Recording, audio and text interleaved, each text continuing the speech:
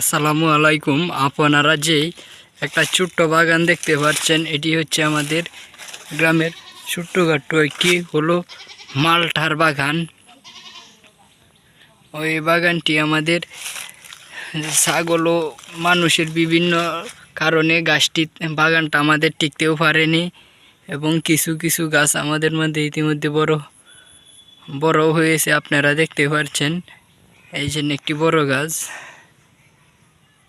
আর একটি হলো তারপরে এই যে পশ্চিম পাশে, আর একটি হলো উত্তর পাশে।